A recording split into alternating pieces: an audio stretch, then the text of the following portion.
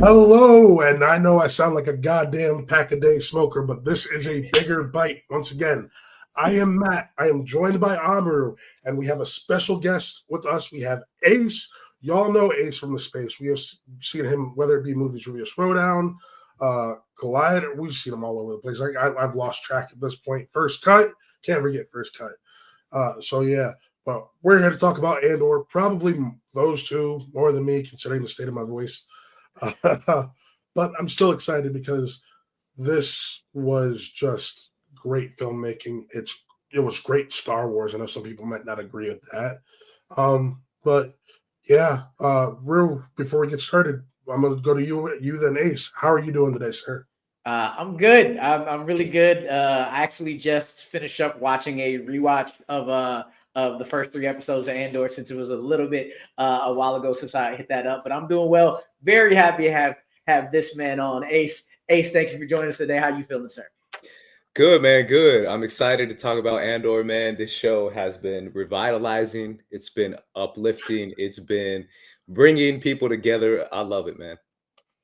No, you nailed it. And I so here something I love about Andor is that you don't need to have a previous love for Star Wars to engage with it. And even those who do, I know you. I think we all loved it. Let's be honest. Yeah. One of my good friends, Brian, he didn't love it until the latter half of the season. He was like, I feel like this is a good. He's like, great show. This, that, and the other. I didn't. I don't. He feels like it isn't a Star Wars show, which because neither of us have an opposing view, is why I'm bringing this to the table. But he feels like it's a great show overall, but he didn't start feeling Star Wars till those back half of the episodes. What did you guys think? That's actually pretty cool because for me, I'll be honest, those first three episodes, it was a bit of a weird, like, I had to get back into it because I was so used to like Marva's speech at the end of season one, all the weight, all the seriousness, and getting into those first three episodes, the rock paper scissors fight, the humor, the lavish wedding. I was like, wait a second, I gotta adjust what's going on, and it was a little weird getting back into it until like the latter half of the season, but especially Mon Mothma's dance at the wedding, that showed me this show is human. Like, that's why we get that introduction, because this show is just so damn human. Like, everything from the humor to the seriousness to the dread, it made me realize you needed those first three episodes to care that much more about everybody down the road when shit hits the fan, and also care about how much you hate people like Cyril and Deidre. Like, they're shit characters because they're neo-Nazis. But I couldn't help feel pride when Deidre went at Cyril's mom and told her, no, you're not doing this shit to him anymore. And then he's laying down on the bed all like sad and weird. I'm like, they're not just faces of evil. They're actual people who do really bad crap. But so getting that and then just building from there made me really, really appreciate, especially as a whole, how human and how much it shows of humanity. That's why I really love this season. Yeah. I feel like Star Wars. I feel like we're reaching a point with Star Wars where obviously there's always going to be a mess behind the scenes when it comes to fans interactions and all that. But when it comes to defining what Star Wars is, we're seeing it evolve quite a bit. And I think we saw that already with Visions. I feel like Visions is probably the biggest example of that. But on a general scale, we're seeing that this show can exist in the same television universe as a Mandalorian, which, especially if you watch season 3, like that shit gets silly. And it's over the top and silly and funny, and Andor is super serious and dark, and that can exist in the same universe and in the same scale, obviously with the same platform, which is Disney Plus. And it still works, in my opinion. And I feel like the level of care that is provided, I feel like as a Star Wars fan, we can't be upset about the level of care that is being provided characters in Andor. As much as maybe Star Wars fans would want a little bit more Star Warsy stuff in there, whether that's like a fun insane over the top action scene or something like that. Which I think we got in episode 7. Or that's true. Episode 11. Episode 11. Yeah. I thought we got that. But at the same time, I feel like the level of care that is being provided to the characters is something that is very special and very unique to Star Wars. We've gotten it before, but I don't think we've gotten it in a series, a live action series in this manner before. No, and I agree. And you brought up, I think that's a perfect comparison. Mando season 3, which I know that and Ahsoka seems to be like the breaking point for certain fans, because Mando was meant, especially early on, casual fans of Star Wars were able to get into it. Season 3, it seems like if you were deep into the lore and whatnot, you were a bigger fan of it than you were, and same with Ahsoka. You were a bigger fan of Ahsoka if you were more steeped in the lore and the history of what was going on, compared to this or the earlier seasons of Mando, where it just seems accessible on all sides around. Yeah, I'm one of those. I'm a geek, but I've never been a Star Wars like big fan. I just watched, and I enjoyed Ahsoka. I enjoyed Mando all 3 seasons. But this is it for me. Rogue One is my favorite Star Wars movie. And the fact that like it's been ever since it came out, the fact that you can seamlessly end episode 12 and go right into Rogue One, and you watch Rogue One, it's a completely new experience. That care you say it brings to the characters. Like if you haven't figured it out, we're spoiling this stuff already, so that's why you're watching. Like watching Andor do what he does, not knowing he has a son, and it's just like that hits your heart even more. It gives more depth to like the again to Ben Mendelsohn's character, Krennic. It gives more depth to Krennic. It gives more depth to like seeing K2SO and hearing Alan Tudyk's voice again, and seeing how that started. I loved all aspects of that. And yeah, just you're 100% right with how much it really brings to these characters, Ace. I will say it made me hate Bix a little bit towards the end of it. That was not expected. I'm like, come on.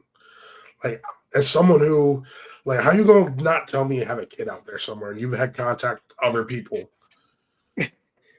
I realized that, but like thinking about why she left and knowing that why she left and knowing that if she would have stayed, Andor might have not been the Andor we needed. And that's kind of consistent throughout the entirety of the show. So like, especially she probably knew she was pregnant at that point. So she knew couldn't bring that up. But when you start with the black woman at the beginning of the show who opens it, who does that one little thing that gets him to the ship, then you get to the hotel concierge who gives him the rebellions are built on hope, to just every single small decision of those small people that you don't know about who build that rebellion. It sticks with the theme of this show and what makes it so damn good. Yeah, and I feel like we can go down the line as far as like Bix telling Cassian. I really do feel like Bix genuinely thought, like, I'm gonna see Cassian like in 2 weeks, tomorrow. Like, I genuinely thought she never really considered that he's gonna die the next day. Like, maybe she really thought, like, all right, I'll connect with him in a little bit. Like, I'll give it a couple more weeks, a couple more months, whatever it was for her, where she felt it was time to connect with him. And I feel like Cassie felt the same way. I think we even saw that in the finale when he tells Vel, like, oh, I'll talk to her later. When Vel's like, you should call her. And he's like, oh, I'll call her later. And not realizing that's like the next day is his last day. And I feel like if Bix did, like that day, call him up and be like, yo, by the way, you have a kid. I don't think Tivik, I don't think he's going to go see Tivik. No, I think he's going to be like, yo, send someone else. I got to go meet my son and I got to go hang out with my girlfriend. So I do feel like married.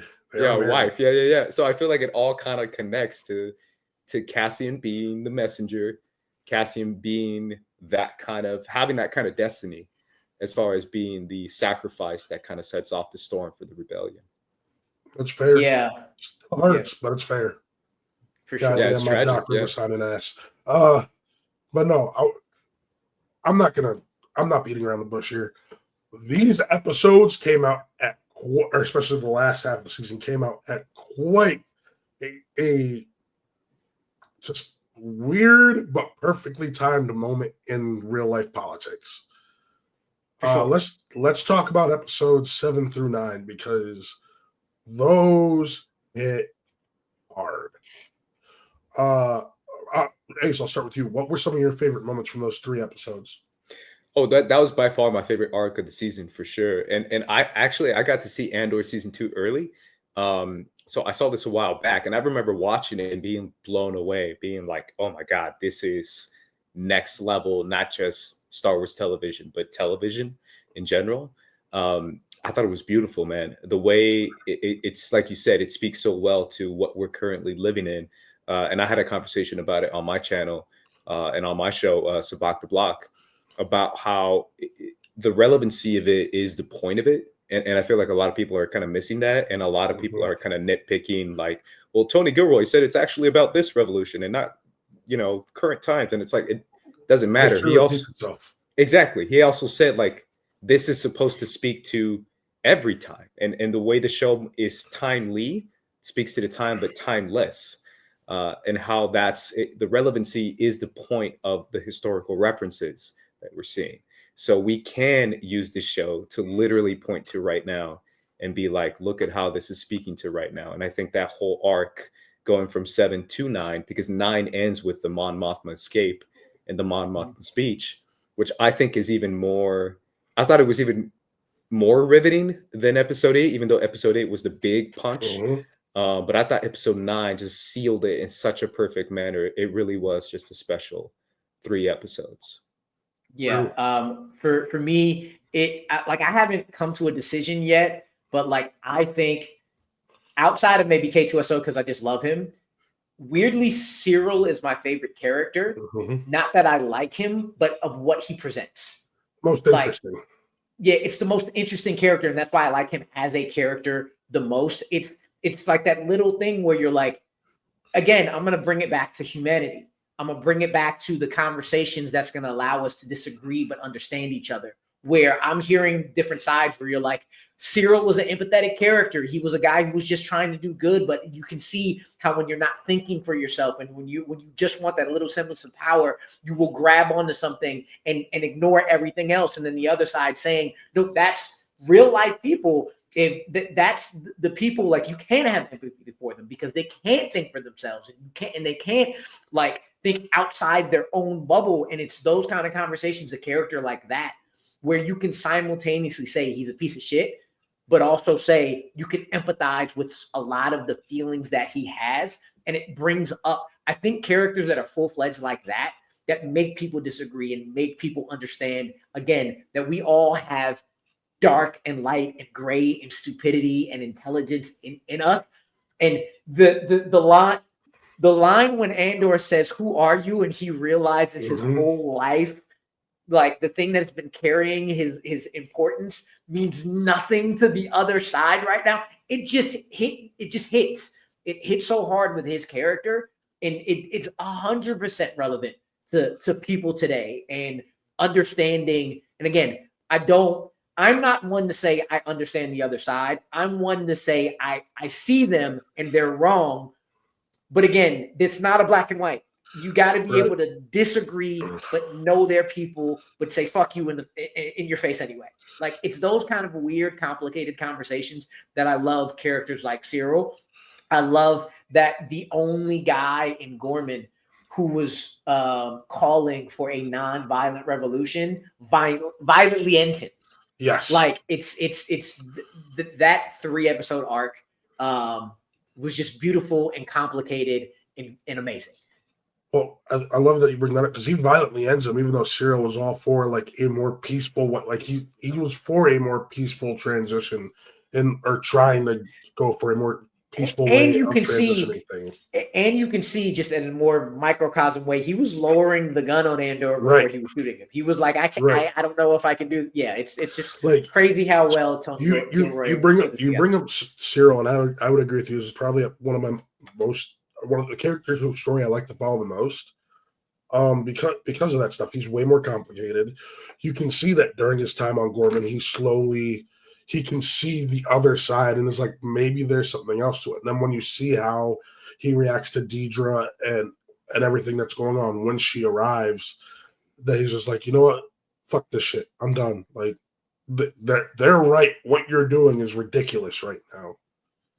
And, you know, he pays the price for the Empire's sins that aren't totally his, but he does play a part in it. Yeah. And he pays the price because he can't let go. He sees Andor and he goes right back. He can't let go of that thing that gave him that semblance of power and importance. Ace, is Cyril your favorite character? Do you have any other favorite characters going in the show? Yeah, it's funny, man. Obviously, I think Cyril speaks to. I think he's one of the most relevant characters. I keep saying that word, but it's so true. One of the most biggest examples of like the modern man who is looking for something bigger than himself, right? Looking for connection, looking for community, looking for purpose, and he thinks he finds that with the Empire, and he thinks he finds that with order, with rules and laws and all this kind of stuff that excites him and makes him feel like this is the right thing and the correct thing and the righteous thing. And then obviously he sees that the most, immoral thing is the Empire, and he thought it was the most moral machine there was. And it's actually, they're the most immoral people on the planet. So I think he's definitely one of the most relevant characters for sure. And I really do feel like his arc hit really hard, because it's that kind of thing of like, I'm finding my purpose, I'm doing the correct thing. And then your world gets twisted upside down, and he realizes like everything I've been doing has been a lie. And I've just been leading to the slaughter of this people for no reason. And the guy who I think is like my arch nemesis doesn't even know who I am. Right. And I knew that was going to happen, by the way. I called this out since season 1, because I did feel that was kind of the vibe they were going with. Where I would agree with that. Yeah, Cyril was like, he's like, yo, me and Andor, we're right here. And it's like, bro, you're not even on my level, man. Like, you can't even like get to my waist. You're focused here. I'm focused way up here. It reminded me a lot of Endgame, when Scarlet Witch told Thanos, you took everything from me. And Thanos was like, I don't even know who you are. That was hilarious. Ace, you said you saw the whole thing early. Did you get to see all of the episodes all at once? Because I know one thing that people were talking about was whether they liked the 3-episode release schedule and whether or not that helped, that hurt. Because I know for a fact I got behind, because 3 hours in a week with a whole lot of stuff is kind of you nailed it. It's kind of hurts. So I do have I have a character I want to get into based on that last 3-episode arc. But before getting there, how was it binging it? And what have you heard in terms of the difference between doing that and having that 3-episode arc? It's crazy, man, because I feel like I might be the only one with this opinion. No, I don't think I am, but I feel like for me personally, on both levels, I didn't like it. I just didn't like it. I really do. The binge or the release schedule? Both. I feel like for me, gotcha. It's one of those things where like if I had a weekly episode release, it would have worked so much better in my opinion. And I got to binge it, and even binging it, I was just like, I feel like I was just kind of going through it. I was enjoying it. Don't get me wrong, but it did feel like I was like, man, I kind of feel like this is going so fast. And I'm not being able to savor it as much. And then when I saw the 3-episode release schedule and I rewatched it, it still felt like it was kind of rushed. And then I kept thinking to myself, imagine a whole week, as detailed as this show is, of just like fans finding details, appreciating lines, appreciating small moments, small shots. The filmmaking of this show is so next level that I really do feel like we didn't even have a chance to talk about the direction of every single episode. Yeah. And we just kind of talk about it as an arc. We just kind of go like, yeah, these 3 were great. This one scene was cool. And it's like, there's so many one scenes in one episode.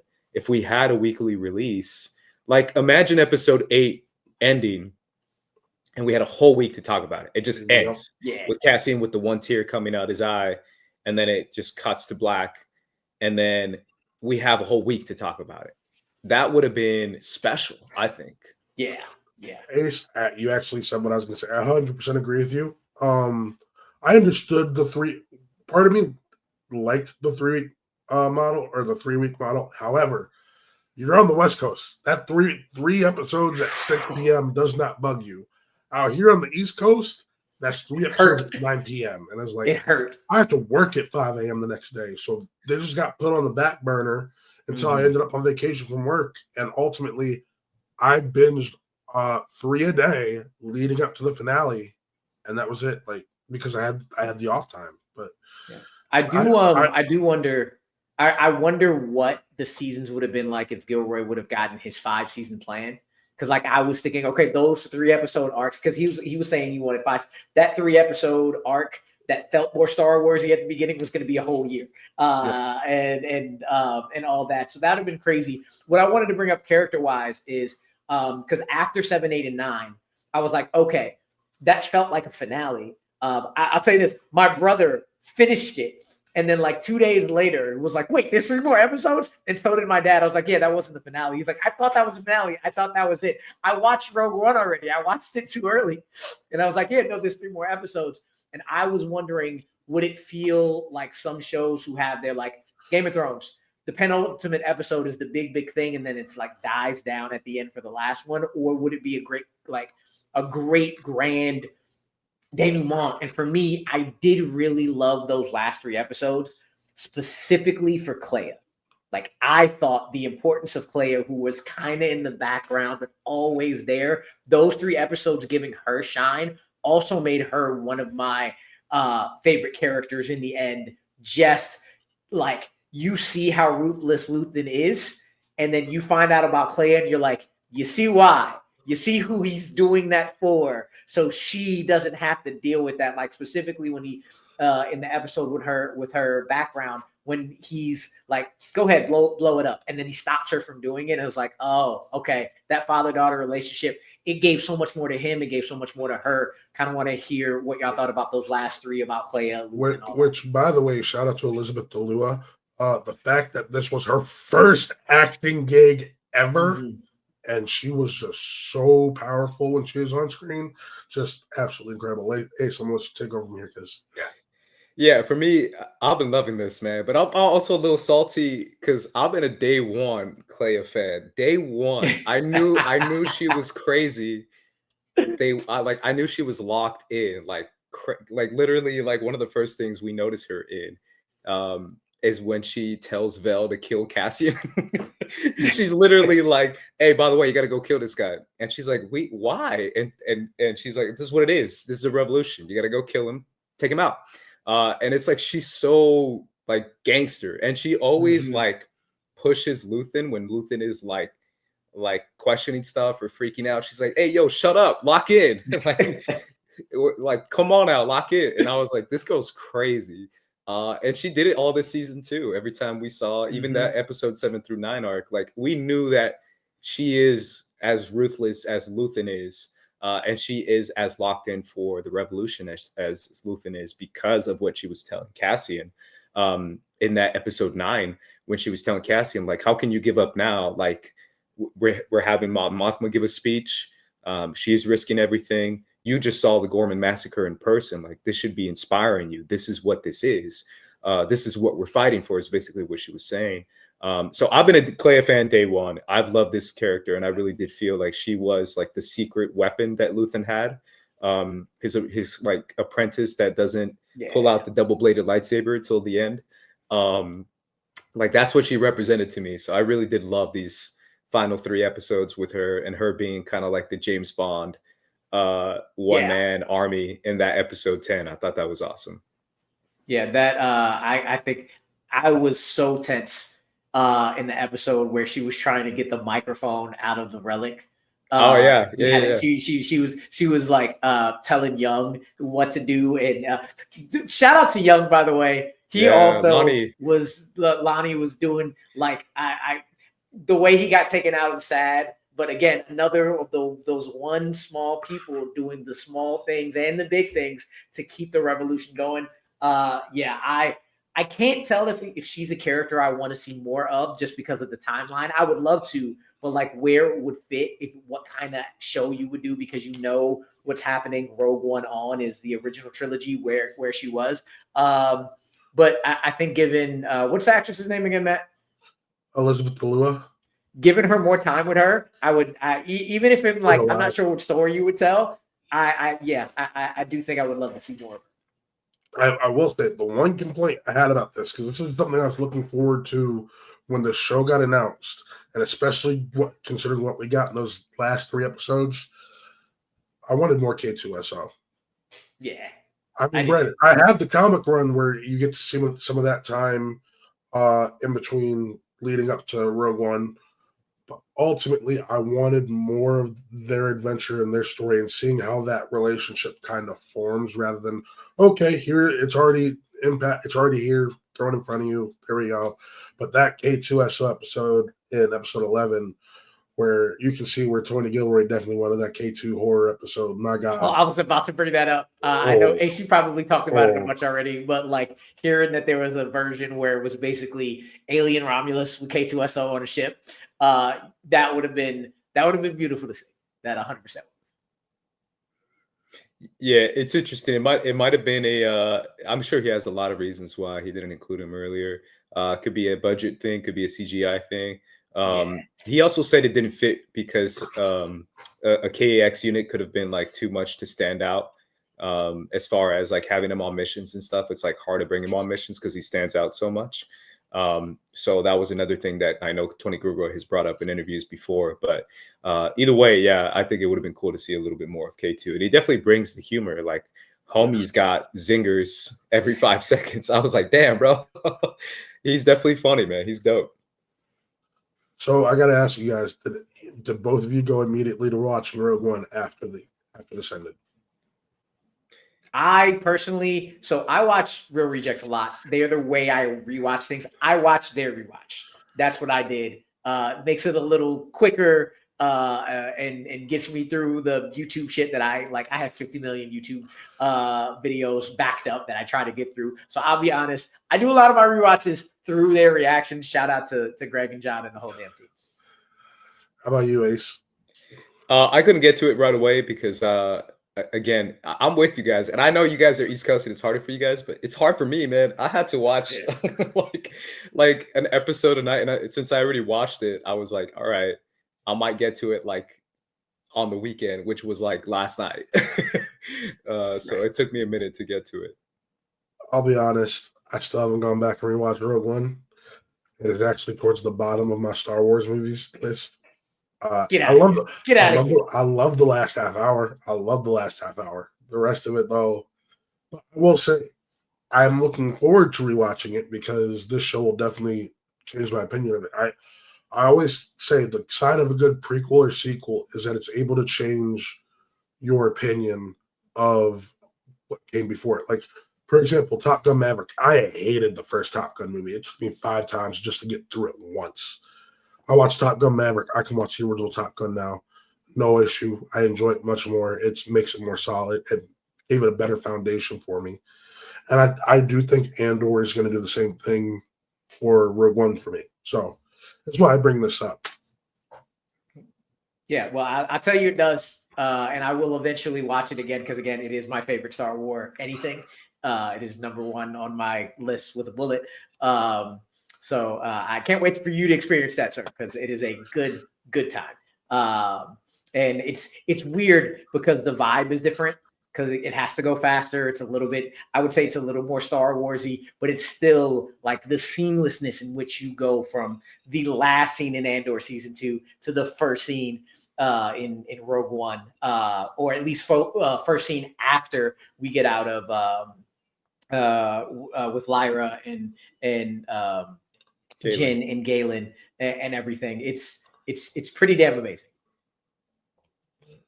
Okay, let's take your word on it. I'll let you know when I get to my rewatch room. Is there anything else we want to talk about in regards to this season before we wrap up? For me, I love this season. I love what it does as a whole. I love this as a new trilogy in Star Wars with the 2 seasons and Rogue One. I want everybody to stop saying who asked for these things when you get announcements of anything. Just wait till they come out, see how they go, and then maybe you like it, maybe you don't. But I definitely consider just the Andor arc completely as some of the best Star Wars stuff. Content that I've been privy to watch, privileged to watch. So yeah, for me it's all about, it's interesting where the conversation is going right now as like a hardcore Star Wars fan, where a lot of people are having these like it's a weird debate. It's taking like a loop as far as like what the conversation is about. People saying this is all they want from now on. People saying like why can't we have this in other Star Wars?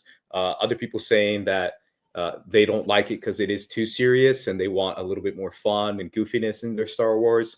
I just feel like overall what it represents and what it does so well is the timeliness of it, and it is the relevancy of it, and the fact that this show can be considered one of the best revolutionary anti-authoritarian media that we've ever seen. I think that's what makes Andor stand out so well. I think the other ones that compare to it are probably Hunger Games, in my opinion, where it's very blatantly telling you like, what does a revolution look like? How do we overthrow authoritarianism? Like that kind of stuff. And Andor does it like just as good as Hunger Games, in my opinion.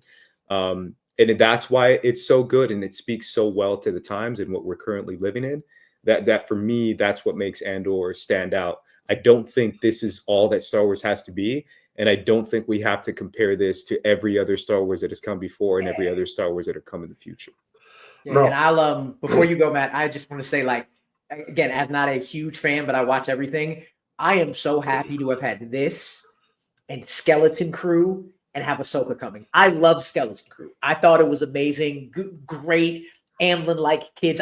Give me all of it. Give me the silly, give me the serious, give me all of that within Star Wars, because it's all relevant and it's all worth watching, and it all has a use and a purpose. So like I give you that, Ace. So I'll go off of that. Give you some hope that there are people who want it all. No, and that's what I was about to get at, is the fact that for a long time it seems like Star Wars fans want to keep this franchise in a box, like the hardcore fans. They're almost gatekeeping it from a certain point of view. We saw it really hit ahead with Last Jedi.